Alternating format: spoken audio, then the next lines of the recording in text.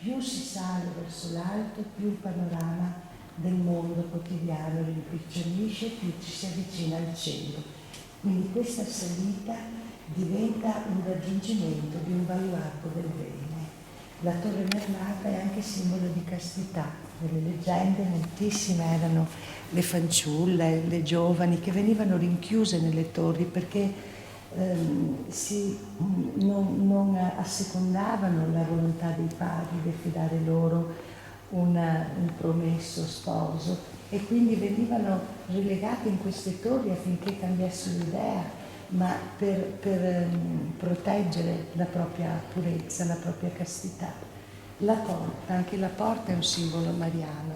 Maria viene spesso definita porta del cielo, no? Astro del mare, dicono qui a Venezia, Torcello, ma porta di salvezza, e viene dal Cantico dei Cantici ai Salmi di Davide, alle litanie lauretane, definita Torre di Davide.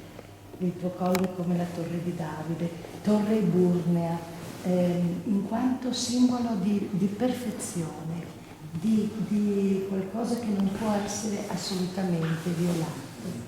La perfezione che è ciò che lei ha nel suo seno, questo mistero dell'Immacolata Concezione che lei porta con sé.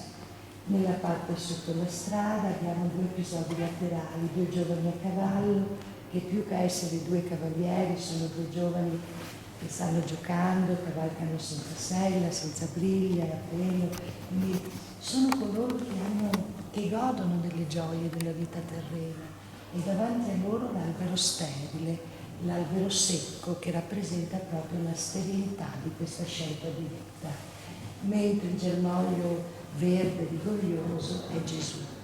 Gesù che viene prematuramente stroncato, ecco il simbolo dell'albero tronco che è un'allusione alla passione di Gesù, ma nello stesso tempo, siccome è un albero che può rinascere, non è un albero morto, è anche segno di risurrezione.